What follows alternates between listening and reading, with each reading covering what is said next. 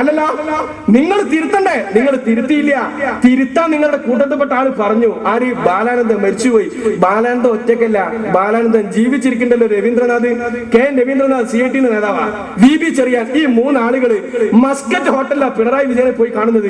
എന്നാ 98 ഫെബ്രുവരി മാസം 2-ാം തീയതി. എന്നിട്ട് 100 കണക്കിന് പേജുള്ള റിപ്പോർട്ടാ. ഇവര് രാവും പകലും ഉറക്കൊഴിഞ്ഞിരുന്നിട്ടാ ഈ റിപ്പോർട്ട് ഉണ്ടാക്കിയത്. ആ റിപ്പോർട്ടിന് ബാലാനന്ദന്റെ ആവശ്യം എന്താ? 1, SNC ലാവലിന് കരാർ കൊടുക്കരുത്. 2, ഈ 3 ജനറേറ്ററും ഒന്നായിട്ട് മാറ്റി വെക്കരുത്. 3, ആവശ്യമായ അറ്റകുറ്റപ്പണി മാത്രമേ നടത്താവൂ. 4, ആ പണി ഇന്ത്യയിലെ പൊതുമേഖലാ സ്ഥാപനമായ ബെല്ല് 100 കോടിക്ക് ചെയ്തു തരാം എന്ന് പറഞ്ഞിട്ടുണ്ട്. ഇതാണ് ഈ കമ്മിറ്റിയിലെ പ്രധാനപ്പെട്ട ശുപാർശ. ഈ 4 ശുപാർശയും പിണറായി ചുരുട്ടി മണിക്കൂർ ഒറ്റേറ. എന്നിട്ട് ഫെബ്രുവരി 2-ന് കൊടുത്തു. 8 ദിവസം കഴിഞ്ഞു ഫെബ്രുവരി 10-ാം തീയതി. സഖാക്കളെ, നിങ്ങൾ അറിഞ്ഞോ? ഇത് കേരളത്തിൽ കനഡയിലെ ഉദ്യോഗസ്ഥന്മാർ വരാൻ പോലും ഇയാൾ കാത്തുന്നില്ല. സഖാവ് നായനാർക്ക് പ്രായമുള്ള സമയത്ത് അയാളെ കൂട്ടി കനഡയിലെ മോൺട്രിയോളിൽ പോയിട്ട് അവിടെ പോയിട്ട് ഒപ്പുവെച്ചിരിക്കുക. നിങ്ങൾ ഇതിന്റെ ഗൗരവമൊക്കെ ഒന്ന് മനസ്സിലാക്കണം. ഞങ്ങള് ബ്രോക്കറായിട്ട് ഒരു പുതിയാപ്പണ തരാൻ ഒരുത്തന്നെ ഏർപ്പാടാക്കി. നിങ്ങൾ എന്താ ചെയ്തത്? നിങ്ങൾ ബ്രോക്കറെ കൊണ്ട് തന്നെ പെണ്ണിനെ കെട്ടിക്കുക ചെയ്തത്. നിങ്ങൾ പുതിയാപ്പള എന്നെ കാത്തുന്നില്ല, നിങ്ങൾ ഇയാൾക്ക് അങ്ങോട്ട് പുതിയാപ്പളാക്കി. അതാ ഞങ്ങൾ നിങ്ങൾ തമ്മിലുള്ള കരാറ്. നിങ്ങൾക്ക് ബ്രോക്കറെ പുതിയാപ്പളാക്കിയപ്പോ സ്ത്രീധനത്തിന് കൂടുതൽ കിട്ടി, അതാ തകരാറ്. അതുകൊണ്ടാണ് നിങ്ങളുടെ നേതാവ് കുടുങ്ങേണ്ടി വന്നത്. ഞങ്ങള് ബ്രോക്കറെ വെച്ച് സ്ത്രീധനം ഇല്ലാത്ത ഏർപ്പാടാ. നിങ്ങളതാ നല്ല ചോദിച്ചു വാങ്ങിയിട്ടുള്ള ഏർപ്പാടാ. 374.5 കോടിക്ക് 3 ജനറേറ്റർ നന്നാക്കാനുള്ള ഒരു കരാർ ഉണ്ടാക്കിയപ്പോ ഈ കമ്പനി പറയാ, പഠിച്ചോനെ ഇത്ര കോടിക്കോ ഒരു 100 കോടി ഫ്രീ ആയിട്ട് തരാം. 374 കൊടുത്തപ്പോ കമ്പനിന്റെ കണ്ണ് തള്ളിപ്പോയി. കമ്പനി 100 കോടി ഫ്രീ ആയിട്ട് തരാറിന്. ആർക്ക്? പിണറായിക്ക്. ഇത് കൈകൊണ്ട് വാങ്ങണേ മോശമല്ലേ? നാട്ടുകാർ പറഞ്ഞ മോശമല്ലേ? പിണറായി പറഞ്ഞ ആയിക്കോട്ടെ, ഇത് എനിക്കുള്ളതാണല്ലോ. 374 100 കോടി വെറുതെ കൊടുക്കണമെങ്കിൽ എത്ര ഉണ്ടാവും ലാഭം? എത്ര ലാഭം? സഖാക്കൾ, നിങ്ങൾ ആലോചിച്ചു, നിങ്ങൾ ബുദ്ധി കൊണ്ട് ആലോചിച്ചോ? ആ സാധനം നിങ്ങൾക്ക് പഠിച്ചോ തന്നിട്ടുണ്ടെങ്കിൽ ഒന്ന് ചിന്തിച്ചു നോക്ക്. 100 കോടി ഫ്രീ. ഇതിന് പിണറായി ഏർപ്പാടുണ്ടാക്കി. എന്താ ഏർപ്പാട്? അതാണ് തലശ്ശേരിയിലെ ക്യാൻസർ സെന്റർ. സഖാക്കളെ, ഈ ജനറേറ്റർ നന്നാക്കുന്നോടത്ത് എന്താ ക്യാൻസർ സെന്റർ എന്നൊരു കാര്യം അതങ്ങൾ പരിശോധിക്കേണ്ട ഒരു കാര്യമില്ല. പിന്നെ എന്തിനാ ക്യാൻസർ സെന്ററിനെ കൊണ്ടുവരുന്നത്? അത് പിണറായിന്റെ ഈ പൈസ നേരിട്ട് വാങ്ങാൻ പ്രയാസമുള്ളതുകൊണ്ട് ക്യാൻസർ സെന്ററിന്റെ പേരിൽ വാങ്ങാം. ഈ ക്യാൻസർ സെന്റർ ആരാ നടത്തുന്നത്? പിണറായി ഗ്രൂപ്പിൽപ്പെട്ട സഖാക്കന്മാരാണ്. എന്നിട്ട് എന്താ ചെയ്തത്? തലശ്ശേരിയിലെ SBTയിൽ അക്കൗണ്ട് തുടങ്ങി. ആ അക്കൗണ്ടിലേക്ക് കമ്പനി പൈസ കൊടുത്തു. അക്കൗണ്ടിൽ പരിശോധിച്ചപ്പോൾ 8 കോടി. ബാക്കി 90 കോടി എവിടെ പോയി? എപ്പോഴും ഇങ്ങനെ പത്രത്തിൽ കണ്ടില്ല നിങ്ങൾ? ആ 90 കോടി എവിടെ? ആ 90 കോടി എവിടെയെന്ന്? എവിടെ പോയി? ആ 90 കോടി വാങ്ങിയിട്ടുണ്ട്. അത് എവിടെ നിങ്ങൾ? അത് മദിരാശിയിലാണ്. മദിരാശിയിൽ ഏതാ ബാങ്ക് അറിയോ? ടെക്നിക്കാലിയ. ഏതാ ബാങ്ക്? ടെക്നിക്കാലിയ. അത് കനറ ബാങ്കും SBT ഒന്നുമില്ല. ഏതാ ഈ ടെക്നിക്കാലിയ? ഫാരിസ് അബൂബക്കറിന്റെ ബാങ്കാ. ആരാ ഫാരിസ് അബൂബക്കർ? പിണറായി വിജയന്റെ ബിനാമിയാ. സഖാക്കളെ, നിങ്ങൾ എന്ത് വിചാരിച്ചു ഫാരിസ് പറ്റ മോശക്കാരനാ? ഫാരിസ് നായനാർ ഫുട്ബോൾ മേളക്ക് കണ്ണൂരിലെ ഒരു ജില്ലാ നേതാവ് 2 ലക്ഷം റുപ്യ ഫാരിസിനെ ഫോൺ ചെയ്ത് ചോദിച്ചു. ഫാരിസ് എത്ര കൊടുത്തത്? 60 ലക്ഷം റുപ്യ. ഫോൺ അടക്കം ഇയാൾ കെട്ടിമറിഞ്ഞ് വീണു. 2 ചോദിച്ചിട്ട് 60 കൊടുക്കുന്നത്. ഇവരെ വിചാരം ഫാരിസ് ഓന്റെ തറവാട്ടിന്ന് അല്ല. ഇത് ലാവലിന്റെ കട്ടച്ച സാധനം ഫാരിസിന്റെ കയ്യിൽ ഓൾറെഡി ഉണ്ട്. ഇത് നിങ്ങനെ പിണറായിന്റെ ആളുകൾ ചോദിക്കുമ്പോൾ എടുത്തൊടുക്കുക. അങ്ങനെ കിട്ടിയതായി 60 ലക്ഷം രൂപ. ഈ 90 കോടി ഈ ടെക്നിക്കാലിയയിലുണ്ട്. ഇത് നിയമസഭയിൽ ചോദ്യം വന്നു. കടവൂർ ശിവദാസനെ ഇത് ഉന്നയിച്ചത്. ഉടനെ തന്നെ പിണറായി എന്താ ചെയ്തത്? പിണറായി അത്യാവശ്യം ബുദ്ധിയുള്ളതാണല്ലോ. പിണറായി 90 കോടി പിൻവലിച്ചു. എന്നിട്ട് എങ്ങോട്ടാ പോയത്? സിംഗപ്പൂരിലേക്ക്. എന്തിനാ പോയത്? കച്ചവടം തുടങ്ങാൻ. ഏതാ സഖാക്കളെ കച്ചവടം? Kamala international exporters. ആരാ കമല? പിണറായിന്റെ ഭാര്യ. ഏതാ കമല ഇന്റർനാഷണൽ എക്സ്പോർട്ടേഴ്സ്? പിണറായി ലാവലിൽ കട്ട പൈസ കൊണ്ടുണ്ടാക്കിയതാ. അതല്ലെങ്കിൽ നിങ്ങൾ പറയും പിണറായി നേരത്തെ ചെയ്ത ഏർപ്പാടെന്താ? പിണറായി ആകെ ചെയ്ത ഏർപ്പാടെന്താ? ഓർമ്മ വെച്ച നാള് മുതൽ ഇൻകുലാബ് സിന്ദാബാദ്, തൊഴിലാളിക്കും സിന്ദാബാദ്. ഇത് വിളിച്ചാൽ ഇത്രമാത്രം പൈസ കിട്ടൂല. കിട്ടിയത് 2 കൊല്ലം മന്ത്രിയായി. ആ ചാൻസിൽ 2 കൊല്ലം പോലും കാത്തുന്നില്ല. അതിന് മുന്നേ തന്നെ കക്കൽ തുടങ്ങി. ഒന്നാമത്തെ കൊല്ലത്തിൽ തന്നെ കക്കൽ തുടങ്ങി. അങ്ങനെ കട്ടതിന്റെ ഫലമാ ഈ കമല ഇന്റർനാഷണൽ എക്സ്പോർട്ടേഴ്സ്. സഖാക്കളെ, ആ 98 കാലഘട്ടത്തിലെ ആ ദേശാഭിമാനി ഒന്ന് ഇടിക്കുന്നത്. ആ ദേശാഭിമാനിയിൽ ഒരു ചിത്രം കാണാം. എന്താ ചിത്രം? പിണറായി നല്ല കോട്ടും സൂട്ടും ഇട്ട് ഭാര്യന്റെ കയ്യും പിടിച്ച് പോവുക. എങ്ങോട്ടായി പോണത്? സിംഗപ്പൂരിലേക്കാ. എന്തിനാ പോണത്? ഈ കമ്പനിന്റെ ഓഹരിന്റെ കണക്കൂട്ടി ലാഭം വാങ്ങാനാ. വെറുതെ സിംഗപ്പൂർ മാസാമാസം പോയി കാണേണ്ട കാര്യമില്ലല്ലോ. എല്ലാ മാസവും ഇയാൾ പോകും. എന്തിനാ? ഈ ലാഭം വാങ്ങാൻ.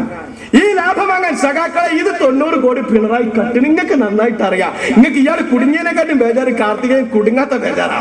ഇതുകൊണ്ടാണ് ഞാൻ ചോദിക്കട്ടെ, നേരത്തെ ഞാൻ പറഞ്ഞല്ലോ, കൂത്തപറമ്പിൽ 5 ആൾക്കാരെ കൊന്നിട്ട് പിണറായിന്റെ പൊന്നാര മോനെ എങ്ങോട്ടാണ് കൊണ്ടായത്? എന്നാ കൊണ്ടായത്? വിവേക് കിരൺ. എവിടെ പഠിച്ചത്? ലണ്ടനിലാ. ഏതാ കോളേജ്? Birmingham university. ഏതാ കോഴ്സ്? MBA. എന്തിനാ MBA ക്ക് പറഞ്ഞേക്കണോ നിങ്ങൾ? എന്താ MBA? Master degree in business administration. ബിസിനസ്സിലുള്ള മാസ്റ്റർ ഡിഗ്രി. അത് വിവേകിനെ പഠിപ്പിക്കണം എന്തിനാ? ഈ പൈസ ഒക്കെ ഒരു കച്ചവടത്തിൽ പഠിക്കിട്ട് ഏർപ്പാടാക്കാനാ.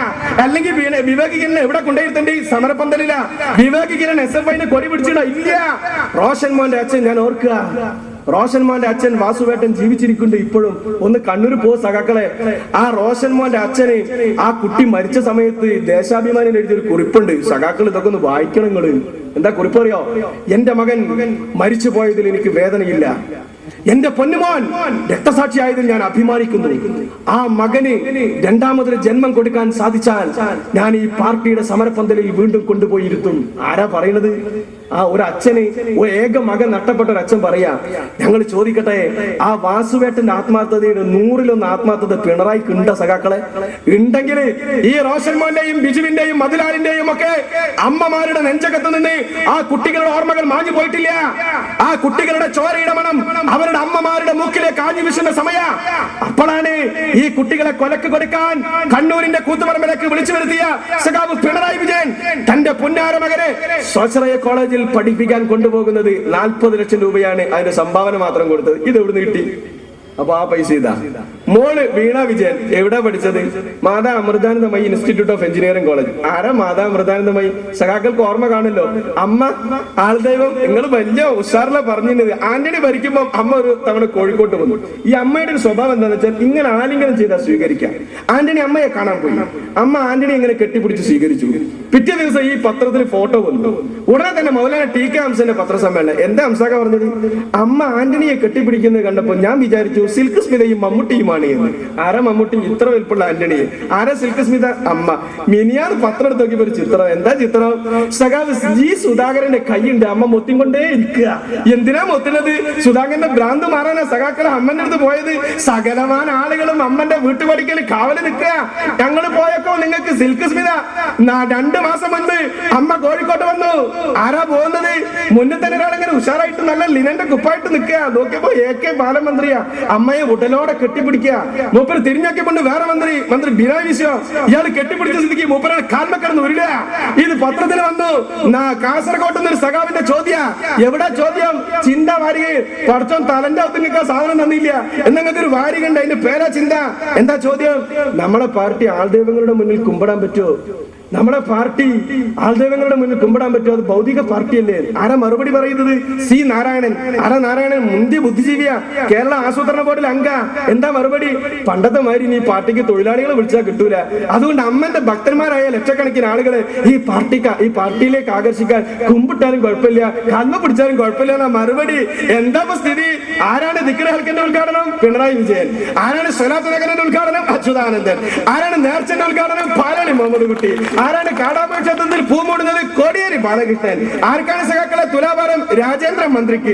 ഓരോ ദിവസം പത്രം എടുത്തപ്പോ ഞാൻ ഞെട്ടിപ്പോയി. ഒരു മന്ത്രിക്ക് പേട്ട തുള്ളുക. എന്താ സഖാക്കളെ അവസ്ഥ? നിങ്ങൾക്ക് ഭക്തി കൂടി അങ്ങ് അറ്റത്തെത്തി. ഒരു ശർമ്മ മന്ത്രിക്ക് പേട്ട തുള്ളല്. പിന്നെയോ എന്താണ് ഈ ഭക്തി അങ്ങോട്ട് കൂടിയ വലിയ കൂടല. അബ്ദുള്ളക്കുട്ടി ഈദ്ഗാഹില് മുന്നിലെ സഫലത്താൻ തിക്കും തിരക്ക. മുന്നിലെ സഫല് വലിയ കൂലിയാന്ന് പറഞ്ഞു കേട്ടിട്ട് നിങ്ങളുടെ നേതാക്കന്മാരൊക്കെ പഠിച്ചോന്റെ അടുത്തേക്ക് ഓടുക. എന്ത് സ്പീഡിലാ ഓടിക്കൊണ്ടിരിക്കുന്നത്? എന്നിട്ടോ DYFIക്കാരൻ സാധു സഖാവ് ഏതെങ്കിലും ചെറിയ സന്യാസിനി തങ്ങന്മാരും കല്ലെടുത്തറിയ ആൾദൈവങ്ങൾക്കെതിരെ പടയോട്ടം. എന്ത് പടയോട്ടാണോ? എന്ത് പടയോട്ട? ഈ അമ്മയുടെ കോളേജിലാണ് ഞാൻ അതാ പറഞ്ഞു വന്നത്. വീണ വിജയന് 25 ലക്ഷം. ഇതൊക്കെ എവിടുന്നാ കിട്ടിയത്? നിങ്ങൾ ഇതിന്റെ കണക്ക് മാത്രം പറഞ്ഞാൽ മതി. പിന്നെ പിണറായി കിടന്നുറങ്ങുന്നത് 75,000 റുപ്യന്റെ പുരയിലാണോ? അല്ല, 75 ലക്ഷം റുപ്യന്റെ പുരയിലാ സഖാക്കളെ. ആ പുര കാണാൻ പോയതിനാ മൊഗേരിയിലെ 3 സഖാക്കൾ പാർട്ടിന്ന് പുറത്തായത്. അങ്ങനെ ഒരു ചരിത്രം കൂടി നിങ്ങളുടെ പാർട്ടിക്കുണ്ട്. നിങ്ങളുടെ പാർട്ടി എന്താ പറയാ? നേതാക്കന്മാരുടെ ജീവിതം തുറന്ന പുസ്തകം പോലെയാ. എന്നാൽ പിണറായി വിജയന്റെ ജീവിതമോ? പിണറായി വിജയന്റെ വീടൊന്ന് കാണണമെങ്കിൽ ഗേറ്റിന്റെ 2 സൈഡിലും 2 കരിമ്പൂച്ച. ഈ കരിമ്പൂച്ചകളുടെ സമ്മതം വേണം അകത്തേക്ക് കിടക്കണം. ഈ മാമാങ്കം ഒന്ന് കാണാൻ മൊഗേരിയിലെ 3 സഖാക്കന്മാർ അവിടെ ബസ് ഇറങ്ങി. ഇവരെങ്ങനെ അന്വേഷിച്ച് പോകുക? കരിമ്പൂച്ചകൾ ചോദിച്ചു, എങ്ങോട്ടായി പോണ്? സഖാവിന്റെ വീട് കാണാൻ പറ്റൂല, ഇതാ പഴയ സഖാവല്ല എന്ന് പറഞ്ഞു തിരിച്ചയച്ചു.